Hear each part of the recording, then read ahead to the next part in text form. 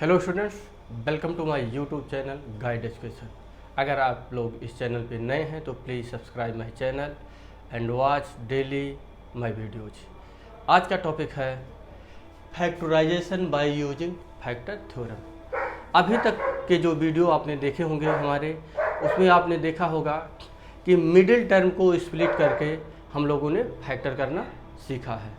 Middle term को split हमने जो किया और फैक्टर करना सीखा, वो मोस्टली आपने देखे होंगे वो क्वाड्रेटिक पॉलिनोमियल थे, द्विघात बहुपद थे। तो द्विघात बहुपद को, क्वाड्रेटिक पॉलिनोमियल्स को हम लोग फैक्टर थ्योरम का यूज करके कैसे उनका गुणनखंड करते हैं, कैसे फैक्टर करते हैं, चलिए आज के वीडियो क्लिप में हम लोग सीखने का प्रयास करते हैं। तो सबसे पहले हमने एक क्वेश्चन यहाँ पर लिखा हुआ है x² - 5x - 6। इसका हम लोग मिडिल टर्म को स्प्लिट करके फैक्टर करते हैं। पहले देखते हैं मिडिल टर्म को स्प्लिट करके हम लोगों ने कैसे किया था। हम लोगों ने किया था क्या कि फर्स्ट और थर्ड टर्म का मल्टीप्लाई किया था, जो आंसर मिला था उसमें से हम लोगों ने जो 6 था, 6 को हमने 1 × 6 और 2 × 3 दो पार्ट बनाए थे। अगर ये माइनस है, अगर फर्स्ट और थर्ड टर्म का मल्टीप्लाई माइनस है तो क्या होता था, मिडिल टर्म के दोनों पार्ट क्या होते थे, एक प्लस में मिलता था, एक माइनस में मिलता था। तो दोनों पार्ट एक प्लस और एक माइनस में मिलता था, तो इसमें से कोई ना कोई एक जो पेयर है यहाँ पर सेटिस्फाई करता था। तो यहाँ पर सेटिस्फाई एक प्लस एक माइनस रखना है, तो 2 और 3 रखोगे तो उनका डिफरेंस 1 आ जाएगा। तो इसका मतलब 1 और 6 वाला पेयर हम लोग रखते थे। 1 और 6 का जो पेयर रखते थे, 1 यहाँ रखना है कि 6 यहाँ रखना है, या 6 यहाँ रखना है कि 1 यहाँ रखना है, ये डिपेंड करता था मिडिल टर्म के साइन पर। मिडिल टर्म का अगर साइन माइनस है तो बड़ा वाला टर्म माइनस, अगर मिडिल टर्म का साइन प्लस है तो बड़ा वाला टर्म प्लस। तो यहाँ पर मिडिल टर्म का साइन माइनस है तो इसलिए बड़ा वाला टर्म माइनस होगा। तो माइनस और 1, इसके साथ x लगा लेते हैं, ये हो जाता था स्प्लिट, और बाकी का हम यही लिख लेते थे -6। इसमें से x कॉमन निकाल लेंगे तो x + 1 हो गया, -6 कॉमन निकाल लेंगे x + 1 हो गया, x + 1 कॉमन निकाल लेंगे तो x - 6, ये हमको फैक्टर मिल गया। अब आप फैक्टर पे ध्यान दीजिए, जो फैक्टर हमको मिला है वो किस फॉर्म में मिला है, x + a और x - b, इसी फॉर्म में मिला है। एक प्लस है, एक माइनस, एक प्लस एक माइनस। मान लीजिए a = 1, b = 6, ठीक है। तो हमको जो फॉर्म मिला वो फॉर्म मिला x + a, x - b। तो कहने का हमारा मतलब है कि जब भी फर्स्ट और थर्ड टर्म का मल्टीप्लाई करने पर नेगेटिव आएगा तो जो भी हमको फैक्टर मिलते हैं, तो फैक्टरों के बीच में जो साइन है, एक आपको प्लस मिलेगा, एक माइनस मिलेगा। मतलब रूल्स यही लगेंगे, यही रूल्स लगेंगे। कौन से रूल्स, अगर यहाँ पर नेगेटिव है तो मिडिल टर्म को स्प्लिट करेंगे तो दोनों पार्ट क्या, एक प्लस एक माइनस लेते थे ना। तो रूल्स यहाँ पर भी यही है कि इसके अगर फैक्टर हो रहे हैं इसके, तो एक प्लस एक माइनस आ रहा है। तो हम लोग क्या करते हैं, हम लोग ये मान लेते हैं कि सपोज दैट कि अभी तो हमने मिडिल टर्म को स्प्लिट करके किया, लेकिन हमको यहाँ पर मिडिल टर्म को स्प्लिट नहीं करना है, हमको क्या करना है, फैक्टर थ्योरम का यूज करना है। अभी आपको ये भी नहीं पता होगा कि फैक्टर थ्योरम का यूज कैसे यहाँ पर होगा। तो फैक्टर थ्योरम का यूज होगा कैसे, सबसे पहले हम लोग मान लेंगे कि इसके 2 फैक्टर मान लेंगे, इसके 2 फैक्टर मान लेंगे। मान लिया कि एक फैक्टर x + a है और एक फैक्टर x - b है। क्यों, अभी आपको हमने बताया जब यहाँ माइनस होगा तो जो दोनों फैक्टर निकल के आते हैं, एक पॉजिटिव होता है, एक नेगेटिव होता है, उनके बीच का साइन, ठीक है। इन दोनों के बीच में एक पॉजिटिव साइन होगा, इनके बीच में नेगेटिव साइन होगा, ठीक। तो हम मान लेंगे सबसे पहले फैक्टर थ्योरम का कैसे प्रयोग करेंगे, कैसे इसको सॉल्व करेंगे फैक्टर थ्योरम के द्वारा, कि हम सबसे पहले मानेंगे कि इसके 2 फैक्टर x + a और x - b है। x + a क्यों लिया, क्योंकि यहाँ पर जब माइनस है तो एक प्लस होगा, एक माइनस होगा, एक क्लियर हो गया होगा। एक a लिया, एक b, इसका मतलब यहाँ पर वैल्यू कुछ और आएगी, यहाँ पर वैल्यू कुछ और आएगी, इसलिए मैंने अलग अलग नंबर लिख लिए हैं, ए और बी नाम दे दिया है। अब हम लोग आगे क्या करेंगे, आगे हम लोग जो करेंगे, आगे यही काम इसमें भी होगा। जो काम हमने यहाँ किया है मिडिल टर्म को स्प्लिट करके, जो काम हमने यहाँ किया है मिडिल टर्म को स्प्लिट करते वक्त, वही काम हम यहाँ करेंगे। इन दोनों का मल्टीप्लाई करेंगे, माइनस में आया, इसका मतलब एक प्लस होगा एक माइनस होगा। ओके, इनका फैक्टर करेंगे 6 का, 2 पेयर मिलेंगे, 1 इंटू 6, 2 इंटू 3, 2 फैक्टर हमको मिल गए। अब हम जो फैक्टर थ्योरम का जो यूज है, अप्लाई है, कैसे अप्लाई होगा, आप जानते हैं कि मान लीजिए आपने फैक्टर थ्योरम पढ़ा होगा, आपको फैक्टर थ्योरम का वीडियो हमने अपलोड किया है, उसको तो आपने देखा ही होगा।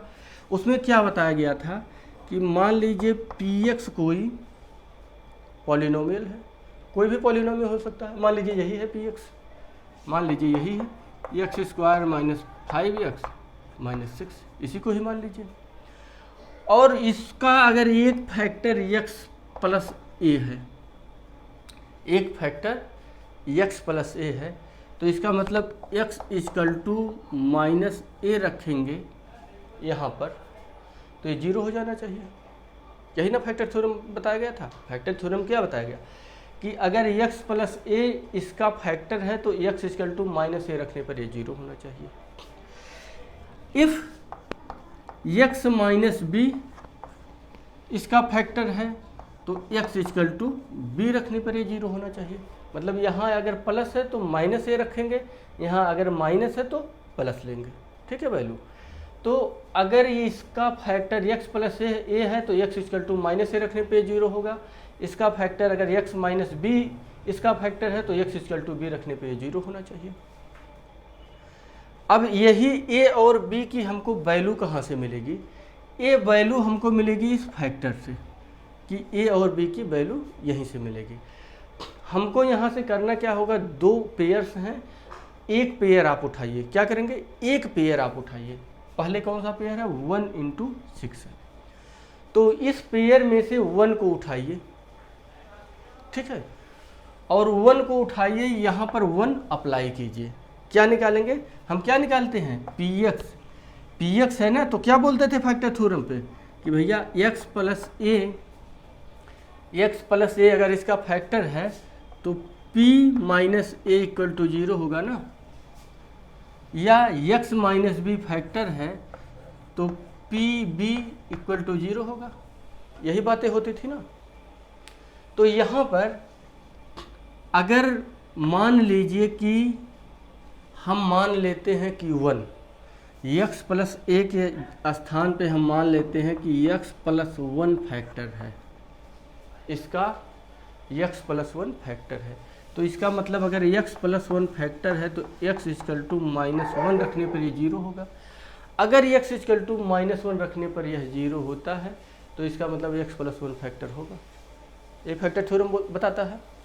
तो x इक्वल टू माइनस 1 यहाँ पुट करते हैं, क्या होगा, x के स्थान पे माइनस 1 रखें, स्क्वायर माइनस 5 इंटू एक्स के स्थान पे माइनस 1 माइनस 6। ओके, माइनस 1 का स्क्वायर 1, माइनस माइनस प्लस, और ये माइनस 1 और 5 6, माइनस 6 इक्वल टू 0 मिल गया ना। इसका मतलब x प्लस 1 इसका फैक्टर है। क्यों, क्योंकि x इक्वल टू माइनस 1 रखने पर ये 0 हो गया। क्या हमने किया है कि यह मान लीजिए कि आपका अगर px था तो हमने क्या लिया, p माइनस ए लिया, और p माइनस ए हमको क्या मिल गया, p माइनस ए हमको क्या मिला, ये हमको मिल गया 0। देख रहे हैं 0 मिल गया ना। तो इसका मतलब x प्लस 1 इसका फैक्टर होगा। तो एक फैक्टर हमको क्या मिल गया, x प्लस 1। देखिए जब यहाँ पर माइनस होगा तो प्लस आएगा, ठीक है। अब आप देखिए, अब आपका काम खत्म हो गया। जिस पेयर से एक फैक्टर मिल गया तो दूसरा नंबर भी फैक्टर होगा उस पेयर का। मिडिल टर्म में क्या करते थे आप लोग कि एक पेयर उठाते थे और वही रखते थे ना, उसी के दोनों नंबर रखते थे। तो यहाँ पर भी यही काम होगा कि अगर 1 फैक्टर है तो 6 भी फैक्टर होगा, ठीक है। अगर 1 रखने पर ये 0 होता है तो 6 भी रखने पर 0 होगा। लेकिन 6 कैसा होगा, यहाँ ए के स्थान पे हमने क्या x+1 रखा ना, तो यहाँ हम क्या रखेंगे x-6 रखेंगे, यहाँ पर x-6 रखेंगे। तो x-6 रखेंगे तो क्या होगा, x=6 रखने पे ये 0 होना चाहिए। तो क्या देखिए x=6 रखने पे ये 0 होता है, देख लेते हैं। वैसे होगा, क्योंकि नियम बता रहा है। नियम क्या बता रहा है कि अगर 1 फैक्टर है तो 6 भी होगा। अगर 1 फैक्टर है x+1 तो उसी पेयर में 6 आ रहा है तो 6 भी होगा फैक्टर, लेकिन ये क्या होगा, माइनस में होगा, x-6 आएगा। तो x- अगर 6 आ गया तो x=6 रखना पड़ेगा। इसका मतलब P6 निकालते हैं, क्या आएगा 6 का स्क्वायर -5 × 6 - 6 इक्वल टू 6 का स्क्वायर 36, 5 × 30 -30 -6 क्या हो गया, ये हो गया 36 - 36 इक्वल टू 0। मिल गया ना, P6 मिल गया ना 0। इसका मतलब P6 0 मिल गया। तो P6 मिला है ना, तो यहाँ +6 का है, x-6 इसका फैक्टर होगा। तो ये तो हमने निकाल दिया, कह दिया कि निकाल के बता दिया, नहीं तो आपको ज़रूरत भी नहीं है। अगर एक पेयर सेटिस्फाई कर गया और वो +1 के साथ सेटिस्फाई किया है, मतलब ये जो फैक्टर है +1 के साथ। देखिए जब यहाँ पर प्लस होगा तो x=-1 लेंगे, यहाँ पर x-6 है तो x=6 लेंगे। तो 1 की वैल्यू किससे सेटिस्फाई की, x-1 रखने पर, तो x+1 फैक्टर होगा। तो दूसरा जो होगा वो होगा x-6 इसका फैक्टर होगा, ठीक। उसको भी प्लस मत रख देना, और नहीं तो अगर कन्फ्यूजन रहेगा तो 6 को +- रख के आप देख लेना। तो यही था फैक्टर थ्योरम, ऐसे ही इसको यूज करते हैं। तो आपको ओवरऑल क्या मिल गया, डायरेक्टली x + a x-b की जगह क्या मिल गया, डायरेक्टली आपको मिल गया एक फैक्टर आपका x+1 होगा और दूसरा फैक्टर क्या होगा x-6, मतलब x+1 और x-6 ये 2 फैक्टर होंगे आपको। मल्टीप्लाई करके अगर आप देखना चाहते तो देख लीजिए, x और x का करेंगे x² और x का 6 में करेंगे -6x और 1 का x में करेंगे +1x और प्लस माइनस आपका आ जाएगा 6। तो x² -6x + 1x क्या हो जाएगा, -5x -6, x² -5x -6 आ गया ना। तो इसी तरीके से हम यूज करेंगे। एक एग्जाम्पल